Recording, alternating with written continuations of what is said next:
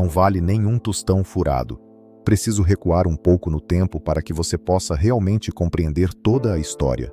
Antigamente, enfim, há muito tempo, quando as pessoas ainda respeitavam coisas como honra e moral, já existiam também a ralé, assassinatos e homicídios, tal como hoje.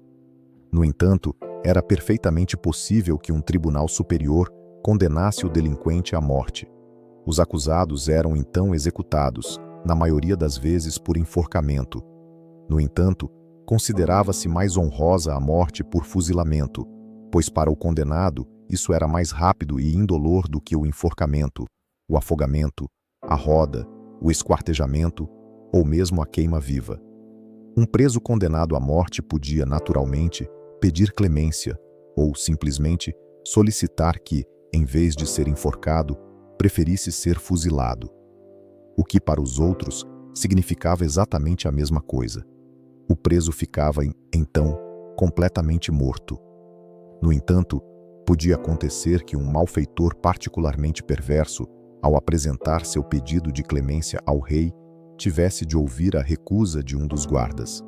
E, na maioria das vezes, o guarda rude dizia: "Você não vale nem um tostão para o rei." Naquela época, o tostão era uma moeda pequena, feita de um metal simples, mas que dava muito trabalho para ser cunhada e gravada. Dizia-se que alguém não valia um tostão quando nem o metal barato e nem o esforço do artesão que fez a moeda compensavam a existência daquele sujeito. As pistolas e os mosquetes ainda eram carregados separadamente. Primeiro a pólvora, depois a bala. As balas eram fundidas em chumbo simples, mas cumpriam perfeitamente sua função. O que era caro, porém, era a pólvora. Inicialmente, ela era importada da China. Mais tarde, quando se descobriu a fórmula, os militares passaram a fabricá-la por conta própria. Ela consistia em 75% de salitre, 10% de enxofre amarelo e 15% de carvão vegetal. Ao misturar e triturar os ingredientes, no início ocorriam frequentemente acidentes. A menor faísca bastava para fazer o armazém explodir. A pólvora, portanto, não era barata. Uma vez disparada, ela se perdia. Em contrapartida, com uma corda, podiam enforcar-se dezenas de condenados à morte sem que a corda se estragasse. Bem, agora expliquei para você esse termo, mas qual é a relação com a nossa história? Para isso, temos de nos deslocar a um local muito distante e, ao mesmo tempo, recuar um pouco no tempo para que você possa compreender. A vida nem sempre foi como é hoje. Você deve saber disso. A maioria das crianças, aos 14 anos de idade, tinha tido a sorte de aprender o essencial na escola e iniciava uma aprendizagem com o pai ou com outro mestre para aprender um ofício. Tratava-se, na maioria das vezes, de ofícios artesanais, como moleiro, celeiro, marceneiro, fundidor de chumbo, ferreiro, açougueiro, padeiro, carpinteiro, oleiro e muitos outros. Alguns ficavam na agricultura e ajudavam a família nos campos e pastos, na criação de gado ou na horticultura. O pequeno Alvinho veio para Augsburgo para fazer a sua aprendizagem com um mestre pedreiro. Era um trabalho árduo para os seus ombros jovens. Transportar areia, carregar pedras para os oficiais pedreiros em escadas e andaimes improvisados, preparar a argamassa, retirar o entulho em baldes. Era um trabalho poeirento e os oficiais pediam constantemente água fresca ou uma cerveja bem gelada. Ai de Alvinho se derramasse alguma coisa ou se partisse uma carga de pedras, pois os seus ombros maltratados ainda não eram suficientemente fortes para aguentar o peso. "Você não vale nem um tostão", diziam a ele os brutos oficiais pedreiros. Não importava o esforço que Alvinho fizesse. Os primeiros meses, ou mesmo todo o primeiro ano, foram apenas uma sucessão de tarefas pesadas para ele e não obteve qualquer agradecimento. O salário magro era pago ao pai e Alvinho recebia do mestre Frederico apenas alojamento e alimentação, pois estava longe de casa. Alvinho estava bem desanimado. Os tempos não eram fáceis, mas seu corpo se endureceu ao longo desse trabalho árduo. As suas mãos tornaram-se rugosas por causa das pedras, os seus ombros tornaram-se musculosos e o seu olhar tornou-se mais atento ao trabalho. A partir de então, Sabia antecipar quando um oficial precisava de mais pedras ou quando o outro já não tinha argamassa. Foi assim que Alvinho já estava no local antes mesmo de ser chamado. Em breve, ele aprenderia a misturar a argamassa. A areia, o cimento, a cal e a água tinham de ser misturados nas proporções corretas, de acordo com o trabalho a realizar. A argamassa para as paredes era diferente da que era utilizada para o reboco, para um chão de cimento ou mesmo para uma coluna. Claro que Alvinho cometeu imediatamente um erro. A argamassa era muito fraca e os oficiais pedreiros tiveram de demolir metade de um muro e refazê-lo. O dia estava perdido. Você não vale nem um tostão. Lá estava de novo, aquela frase maldosa cujo significado profundo Alvinho ignorava completamente. Os meses passaram. Alvinho aprendeu a distinguir a areia grossa da areia do rio. Soube finalmente quando utilizar cimento Portland e quando utilizar cimento Trass, que quantidade de cal devia ser acrescentada às misturas e qual devia ser a consistência da argamassa acabada. Com o tempo, descobriu a natureza das diferentes pedras, a forma de cortá-las e de talhá-las sob medida para a alvenaria. Aprendeu como se construía um muro, qual era a importância de um pilar e muitas outras coisas. Havia por vezes dias em que estava mesmo feliz no trabalho e no final do seu segundo ano de aprendizagem, o mestre Frederico serviu para ele um grande copo de cerveja à mesa, à noite. Você merece muito isso hoje. Foi o primeiro reconhecimento de um trabalho bem feito que Alvinho alguma vez recebeu. No seu terceiro ano de aprendizagem, foi designado para um oficial e deveria finalmente aprender ele próprio o ofício de pedreiro.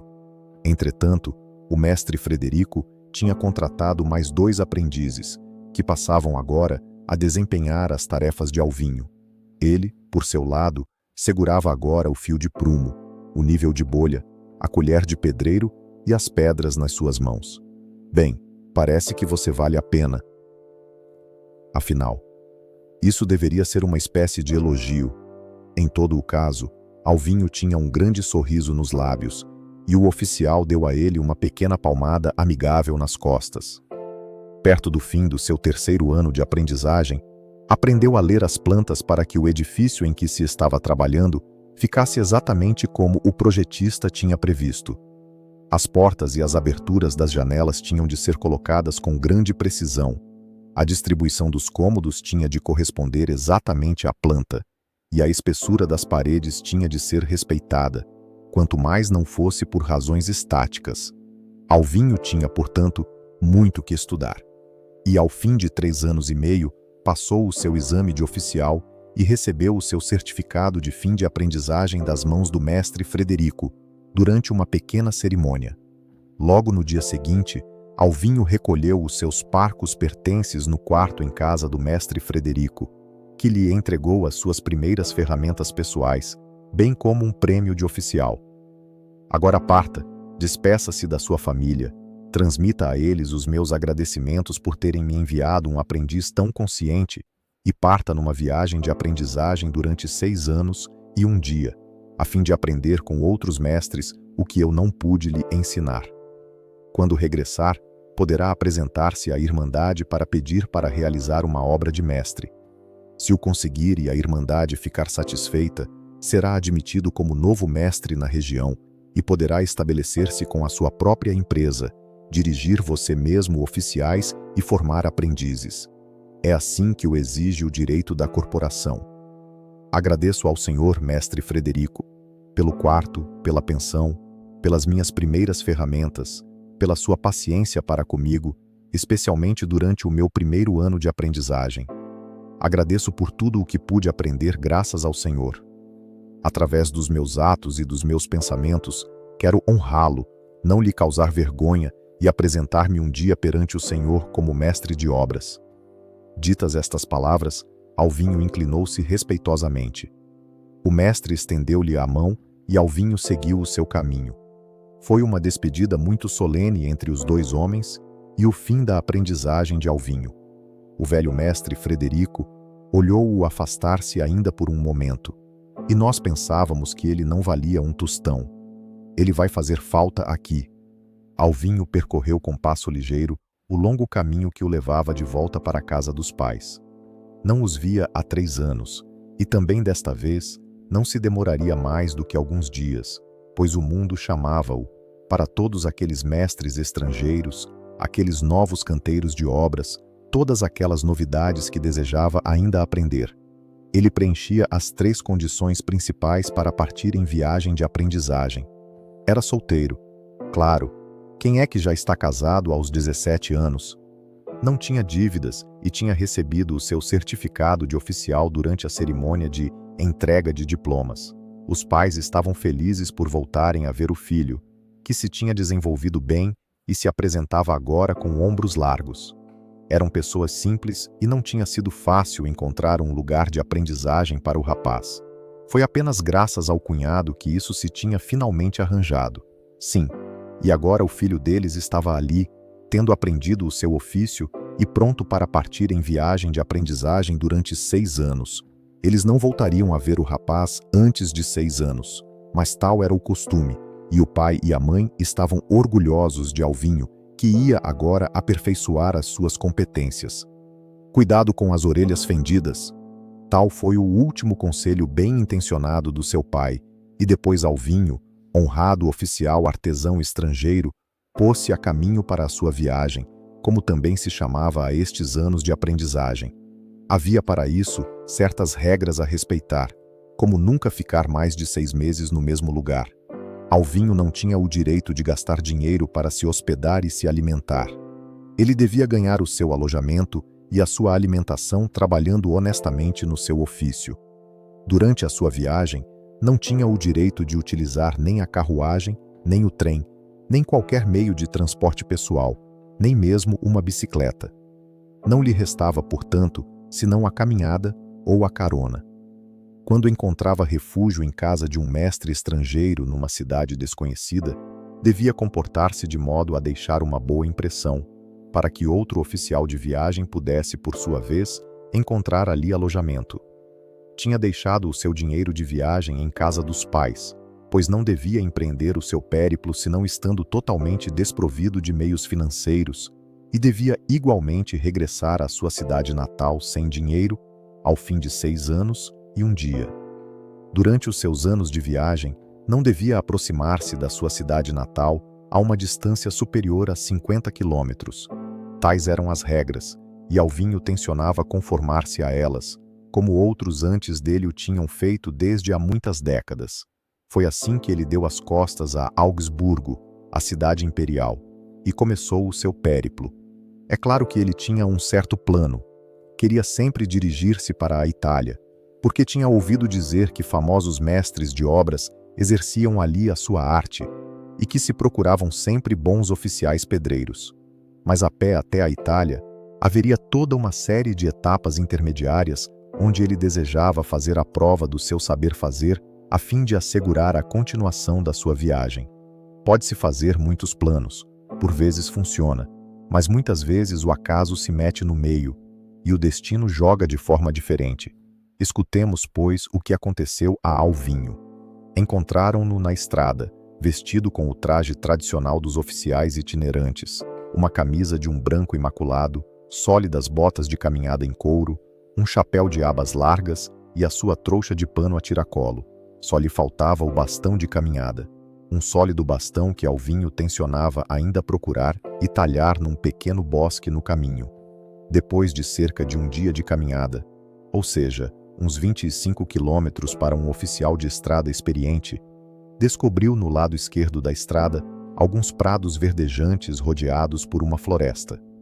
Alvinho disse para si mesmo que talvez pudesse encontrar ali um bastão de caminhada conveniente. Afinal de contas, um oficial de estrada não estava completo sem o seu bastão. Habitualmente, o bastão dos oficiais de estrada não era simplesmente um simples bastão, mas um pedaço de uma árvore jovem à volta da qual se enrolava um cipó. Foi nessa floresta que lhe era desconhecida que Alvinho se pôs então à procura do seu bastão. Não era assim tão fácil. Por todo o lado, só encontrava jovens troncos em pleno crescimento. Em breve, sentou-se de costas para um velho carvalho e descansou. As suas pálpebras se fecharam e, Antes mesmo de se dar conta, viu-se junto do seu antigo mestre de aprendizagem, Frederico, e os oficiais gritavam para ele: "Você não vale nem um tostão!" Este sonho era pavoroso, mas ouviu então uma voz maravilhosa: "Viajante, acorde, está sentado em cima do meu vestido." A voz no seu sonho parecia estar muito próxima. "Viajante, acorde, pois, está descansando sobre o meu vestido." Alvinho acordou, mas a voz continuava a se ouvir: "Viajante, mexa-se, pois. Não vê que sou prisioneira porque está descansando sobre o meu vestido?"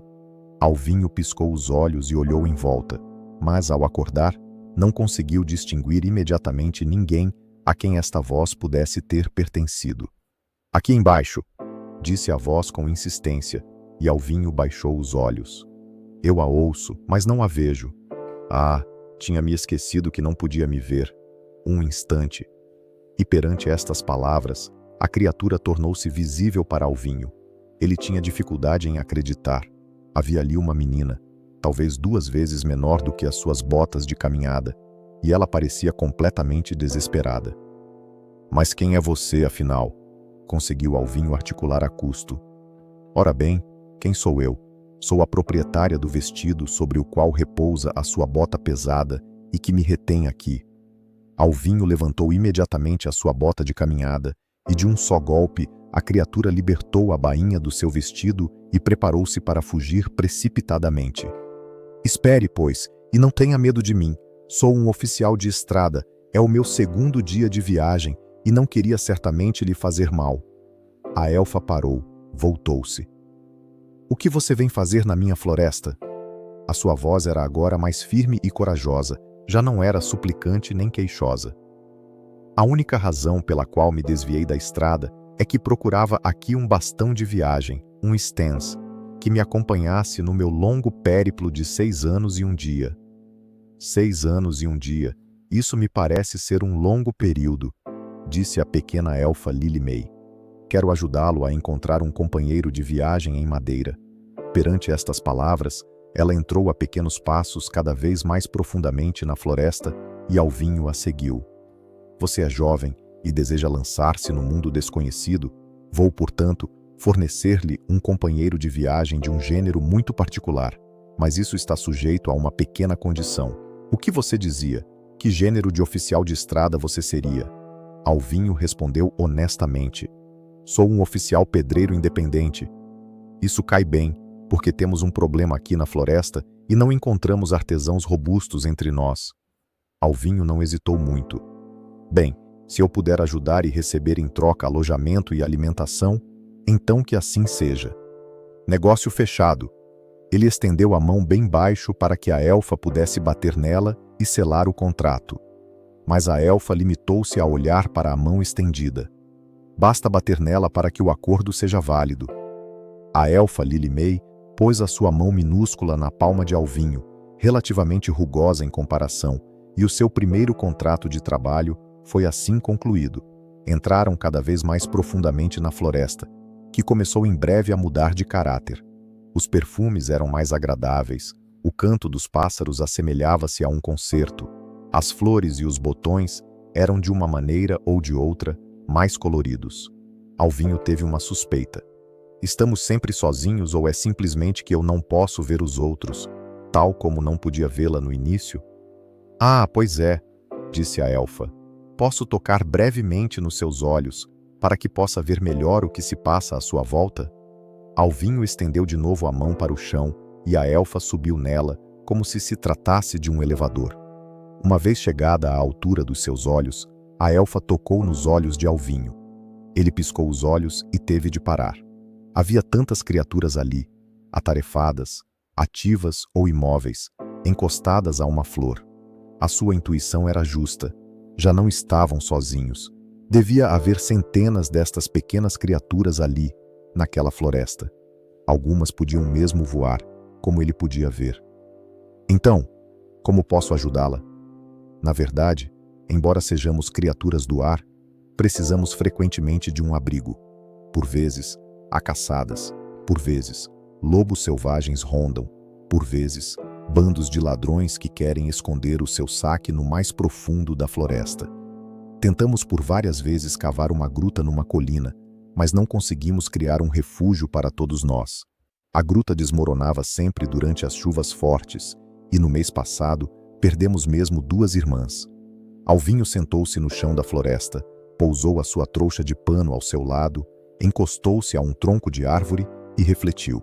Ao encostar-se e ao sentar-se, desta vez tomou grande cuidado para não se sentar em cima de ninguém nem de nada. Ao fim de um momento, começou. Creio que posso ajudá-las muito bem. Por que cavar uma colina quando podemos criar uma artificial? Enquanto refletia e falava, cada vez mais pequenas criaturas tinham vindo e tinham se reunido à volta de Alvinho. Diga-me, vocês têm uma pequena clareira? Sim, um pouco mais adiante, lá onde se encontra a colina que queríamos cavar. Há uma bela clareira. Há pedras na vossa floresta? Encontram-se muitas vezes belas pedras num antigo leito de rio ou numa pedreira. Oh, isso não deverá faltar. Bem, hoje já é tarde demais. Mas logo amanhã de manhã, bem cedo, quero começar o trabalho, preparar e aplanar o canteiro de obras, examinar as pedras. Como não temos cimento, utilizaremos argila, alguns pedaços de madeira de construção, e poderei me pôr ao trabalho.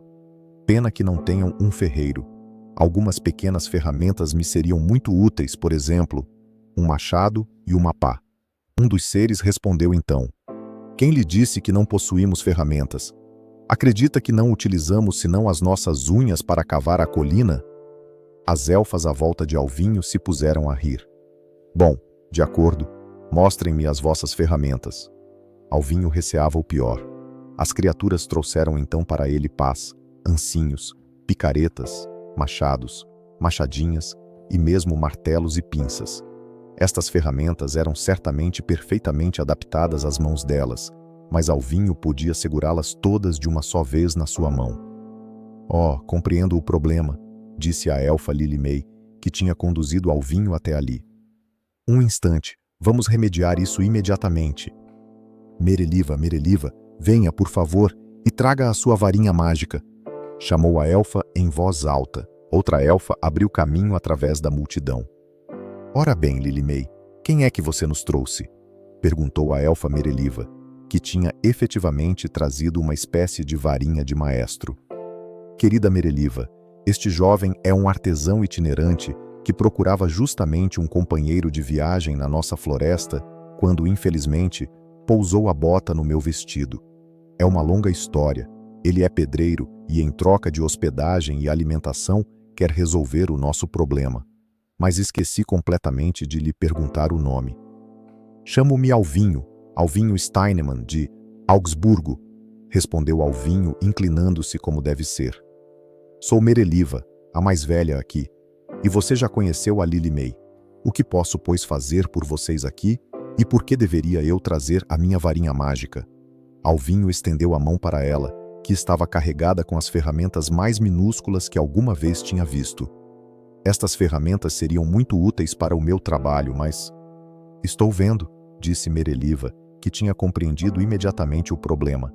Ela tocou no monte de ferramentas com a sua varinha, e estas tomaram imediatamente um tamanho adaptado a Alvinho, o que teve, contudo, como consequência fazê-lo cair por terra, porque se ele podia segurar tantas ferramentas nas suas mãos, era unicamente porque eram todas minúsculas. Mas agora, elas caíram ruidosamente no chão. Alvinho riu. Agora elas servem. As elfas não puderam deixar de rir ao vê-lo acocorado ali, no meio de todas aquelas pás, martelos, enxadas, ancinhos e não sei o que mais. Vamos lanchar, depois vamos descansar. Amanhã será um longo dia de trabalho. Lilimei e Mereliva conduziram Alvinho, que lhes parecia bem entendido gigantesco, para uma clareira. Ali encontrava-se uma mesa de elfas, carregada com os manjares mais deliciosos, como deve ser para um lanche digno desse nome. Mereliva pegou de novo na sua varinha mágica e, num passe de mágica, a mesa, as cadeiras, os pratos, a caneca e os alimentos tomaram o tamanho que convinha a Alvinho. Este sentou-se, deliciou-se, depois instalou-se para a noite, deitou-se no musgo fofo e dormiu até o nascer do sol. Mas agora, ao trabalho, disse para si mesmo. Pegou numa enxada, numa pá e num machado. Depois pôs-se a caminho da clareira. Ali, limpou um círculo de cerca de 5 metros de diâmetro de todo o mato e detritos. Depois enterrou uma pequena estaca exatamente no centro. Procurou em seguida uma árvore jovem direita cujo tronco lhe serviria de referência para o seu projeto. Encontrou em breve uma grande bétula bem direita e a derrubou com golpes vigorosos. Rachou uma tábua a partir de um velho toco e, na verdade, podia começar a construção, só faltavam as pedras e a argamassa. As elfas tinham dito a ele que não faltariam nem pedras nem argila. Ele já o tinha constatado ao limpar o pequeno canteiro. É claro que as elfas tinham observado com muito interesse como ele se desenrascava. E Lilimey o acompanhou então num pequeno caminho que levava a um antigo leito de rio abandonado, onde jaziam milhares de grandes pedras de seixo da melhor qualidade, lindamente polidas ao longo dos séculos pelo antigo rio. Lilimey disse: "Caro oficial Alvinho, se estas pedras convêm ao Senhor, velarei para que tenha tantas quantas forem necessárias na clareira. Vá, pois, preparar a argila. O povo das elfas se ocupará das pedras." Alvinho indicou assim o tamanho das pedras de que precisava. Voltou para a clareira e cavou a argila no chão. Umedeceu-a com água e misturou tudo com palha. As pedras chegaram pouco a pouco e ele pôs o pequeno tronco de bétula no chão. Este delimitava o raio de um círculo, e foi exatamente em forma de círculo que ele empilhou pedra após pedra, a uma distância exatamente idêntica da estaca no centro. Sobre o primeiro círculo de pedras, ele assentou o outro, e assim por diante.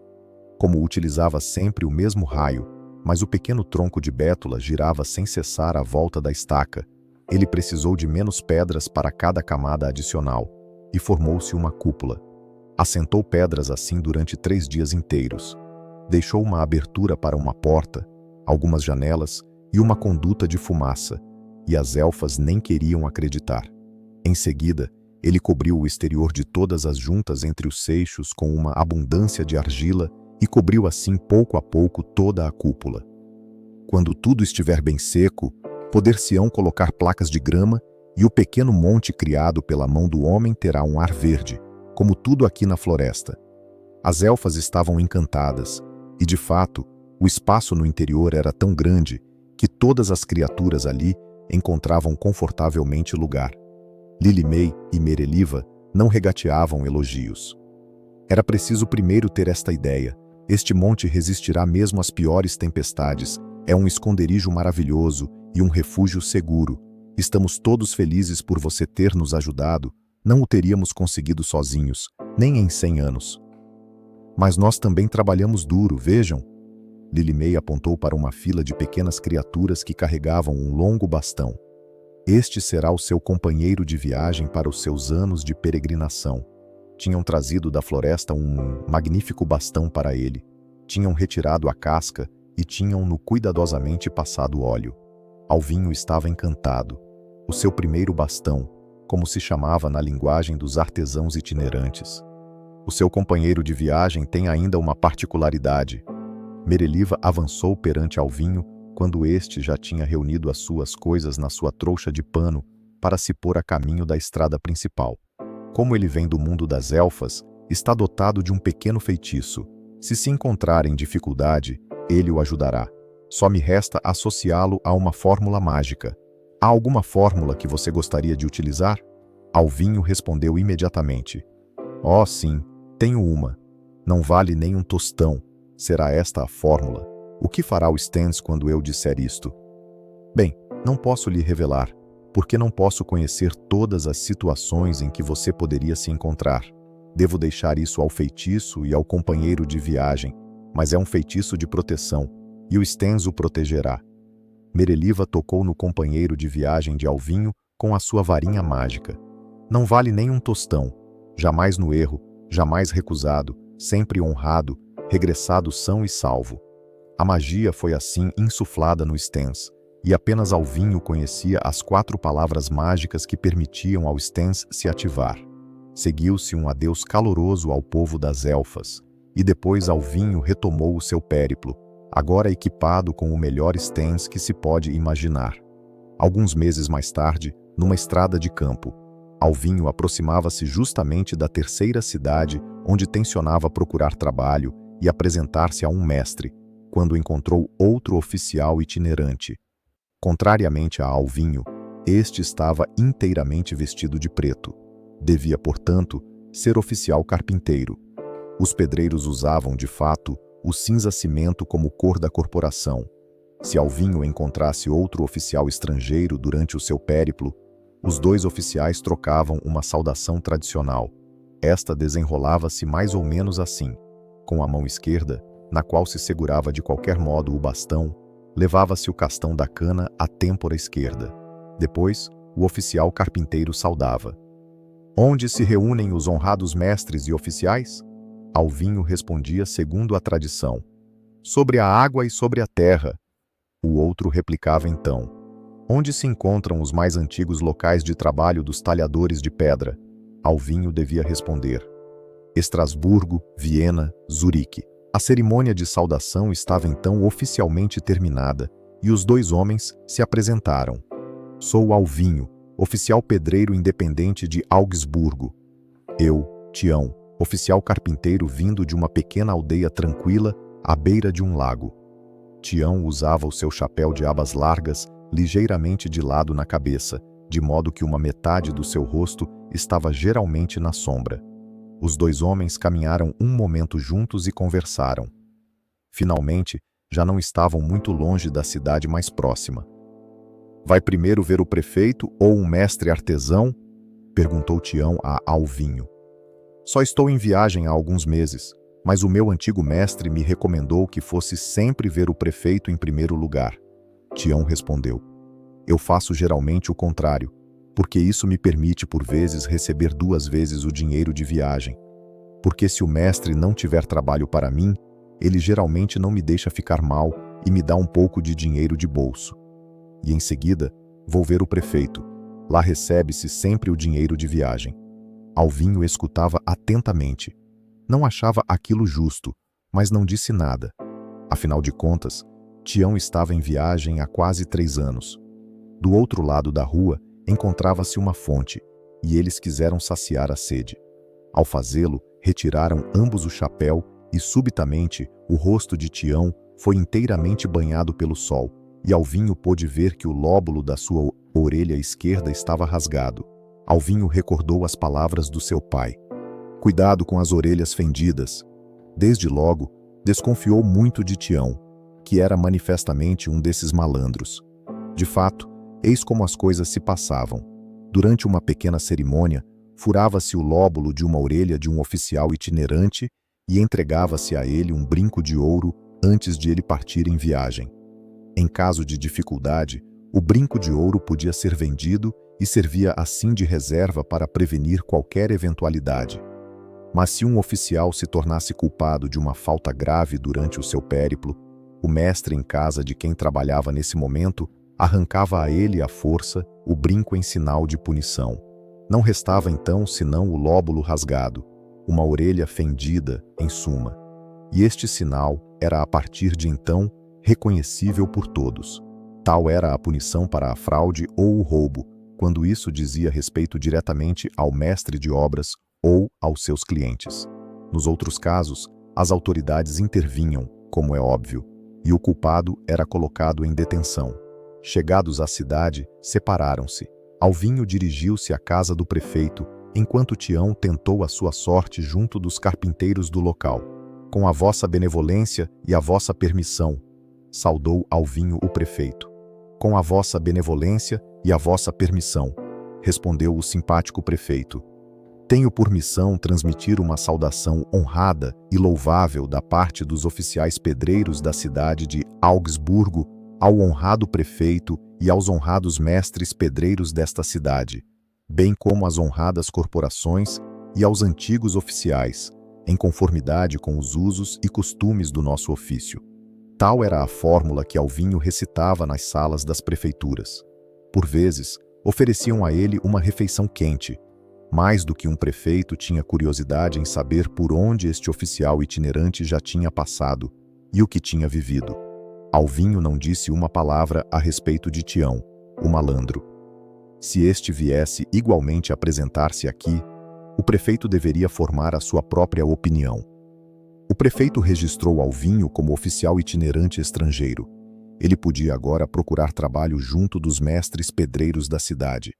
Recebeu uma ajuda de custo de viagem e foi despedido segundo o costume com a saudação habitual. Boa jornada e bons caminhos. Alvinho estava de novo na estrada e o prefeito tinha tido a gentileza de dar a ele os endereços dos mestres pedreiros da cidade. Logo no bairro seguinte, teve a sorte de encontrar o mestre em pessoa. Com a vossa benevolência e a vossa permissão, saudou Alvinho o mestre pedreiro Frederico. Com a vossa benevolência e a vossa permissão, respondeu o mais idoso segundo a tradição. Entabularam conversa e, de fato, um trabalho parecia se apresentar para Alvinho, mas ele devia ainda refletir sobre isso. A tarefa não era simples e nem mesmo o velho mestre pedreiro Frederico tinha ainda alguma vez construído uma estrutura semelhante durante a sua longa carreira de pedreiro e de mestre. Tratava-se de construir uma câmara fria, mas muito maior do que as geladeiras que se conhecem hoje. Na época, certas aldeias tinham a sorte de poder armazenar gelo em porões profundos ou grutas no inverno, o que permitia conservar ao fresco frutas e legumes, carne e peixe, cerveja e vinhos durante um certo tempo. Mas tudo isso estava fora de questão neste caso preciso.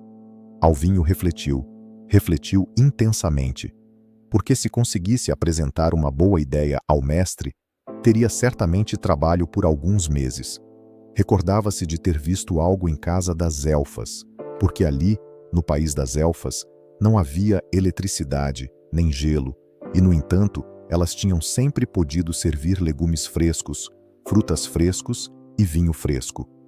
Mestre Frederico, creio ter uma ideia para resolver este problema. Precisamos de uma pequena colina onde sopre sempre um vento ligeiro. Depois pegou em papel e lápis e começou a esboçar algo.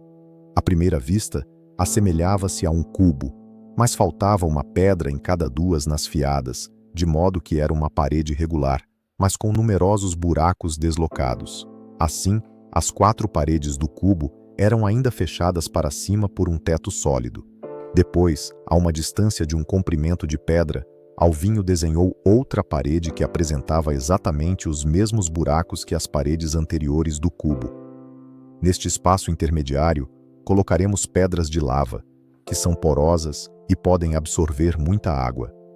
Por cima das 2 paredes abertas para cima, instalaremos uma calha para que as pedras de lava possam ser umedecidas de maneira uniforme. Estou vendo, disse o mestre maravilhado. O vento provocará então uma evaporação ao nível das pedras de lava úmidas, o que produzirá por sua vez frio. Com todos os diabos, isso poderia muito bem funcionar. Frederico estava entusiasmado. Estendeu a mão a Alvinho e o negócio foi fechado. No decorrer das semanas seguintes, Alvinho pôs em prática a ideia deste refrigerador muito singular. Preparou cuidadosamente o local desta pequena construção e não se esqueceu, por medida de precaução, de fazer sair um pequeno tubo de escoamento do centro da laje de solo para o exterior. Preparou uma abertura para uma porta numa das paredes do cubo interior. Mais tarde, uma porta devia igualmente ser instalada no mesmo local na parede exterior. A porta interior devia ser em madeira maciça, enquanto a porta exterior não devia constituir obstáculo ao vento. O cubo interior media 2 metros por 2 e era igualmente alto. O mestre Frederico passou por ali. Então, Alvinho, como é que isso avança? Mestre, penso que as pedras de lava poderiam chegar na próxima semana, para que eu possa preencher o espaço entre as paredes. Veja, disse Alvinho designando um tripé de madeira. Poder-se-ia içar ali um balde de água que se despejaria em seguida na calha. A calha se encheria e, através de pequenos buracos no fundo da calha, a água escorreria gota a gota sobre as pedras de lava. Frederico disse: Estive pensando, se não se dispuser de pedras de lava como entre nós, poder-se-ia certamente utilizar carvão de madeira, que absorve igualmente a água e desempenharia a mesma função. O mestre e o oficial ficaram muito impressionados com o trabalho e esta boa ideia, depois despediram-se. Até logo para a cerveja de fim de dia. Até logo, mestre Frederico. Alvinho instalou ainda uma forma, porque queria terminar o teto interior no dia seguinte. O mestre tinha mandado entregar ferro e, uma vez a laje concretada, o conjunto da construção estaria concluído para cima e ganharia em solidez. Alvinho estava orgulhoso do seu trabalho. Não tinha visto uma câmara fria como aquela anteriormente, senão em casa das elfas, e aquela era ali muito mais pequena, adaptada ao tamanho das elfas. Estava impaciente por saber se funcionaria como tinha imaginado. Esperava atingir uma temperatura inferior de pelo menos 10 graus à do exterior. Estava assim, todo absorto nos seus pensamentos, e não tinha reparado que 3 vadios tinham se aproximado da pequena construção e o olhavam com um ar de deboche. Ei, oficial itinerante, está construindo uma privada sobre este pequeno monte, é isso? Lançou um dos brutamontes. Alvinho deu-se subitamente conta de que já não estava sozinho. 3 silhuetas desleixadas mexiam nas suas ferramentas e no seu material, como se quisessem ver o que lhes poderia ser útil. Oh, oh, oh! Exclamou Alvinho em voz alta. Não toquem nas minhas ferramentas! Não toquem nas minhas ferramentas! Zombou dele um outro. O terceiro exclamou. O que é que você vai fazer? Chamar a sua mamãe? Era verdade. O que podia Alvinho fazer? Eram 3, e não pareciam do gênero de evitar uma briga, nem de ter medo de fosse do que fosse. Foi então que se recordou do seu talismã. O bastão que as elfas tinham oferecido a ele. Se viesse a se encontrar em dificuldade, bastaria pronunciar a fórmula mágica. Alvinho disse para si, vejamos o que vai acontecer. Aproximou-se dos 3 jovens, apoiou-se no bastão e disse num tom ameaçador. Bom, mais uma vez, em toda a amizade, partam, larguem as minhas ferramentas e vamos nos separar em bons termos. Partiremos, mas não sem levar tudo o que pudermos carregar. Troçou o chefe do trio. Muito bem, então não será por bem. Alvinho compreendeu que não havia outra saída. Não vale nem um tostão, exclamou ele em voz alta, e imediatamente o seu bastão ganhou vida. A uma velocidade vertiginosa, o bastão bateu tão violentamente nas nádegas dos 3 sinistros brutamontes que eles largaram todas as ferramentas e agarraram as nádegas com as 2 mãos, porque aquilo causava a eles uma dor terrível. O Stans já estava de volta para junto de Alvinho e este apoiou-se de novo nele como se nada fosse. Bom, já chega. Ou querem ainda tocar nas minhas ferramentas? Vamos embora daqui antes que ele nos dê outros golpes, disse o chefe, e enquanto seguravam ainda as nádegas, os 3 comparsas sumiram por onde tinham vindo. Alvinho estava impressionado com a eficácia do feitiço das elfas. Arrumou rapidamente as suas ferramentas na sua trouxa de pano e pôs-se a caminho para se juntar ao mestre. Como habitualmente, beneficiava ali de alojamento e alimentação gratuitos e alegrava-se com a ideia da cerveja de depois do trabalho, como querem os costumes entre os pedreiros. Tive visitas no canteiro de obras hoje. 3 tipos suspeitos quiseram roubar minhas ferramentas. E então? O mestre Frederico tinha se tornado todo ouvidos, mas Alvinho não revelou nada do segredo que se escondia no seu saco. Limitou-se a dizer: consegui fazê-los fugir, penso que não voltarão. Esses tipos semeiam a desordem na zona já há algum tempo. Procuram sempre pequenos canteiros de obras onde não há ninguém, ou então onde uma só pessoa trabalha, a fim de estarem sempre em superioridade numérica. Depois roubam, tais como corvos, tudo o que não está pregado ou parafusado. É grave. Felizmente que o Senhor pôde expulsá-los. Os dias seguintes foram consagrados à concretagem da laje interior e ao enchimento dos espaços entre os 2 muros com pedaços de rocha vulcânica. Um carpinteiro devia instalar a porta interior em madeira dura e um serralheiro a porta exterior. Poder-se-ia então finalmente verificar se a ideia de Alvinho funcionava em grande escala. Uma calha tinha sido instalada e, para a rega, Alvinho tinha construído um pequeno sistema de elevação. Com a ajuda de uma roldana, um balde era içado para cima e esvaziado na calha. Depois era descido de novo e enchido outra vez. Depois de 10 baldes, todos os pedaços de rocha vulcânica pareciam suficientemente úmidos.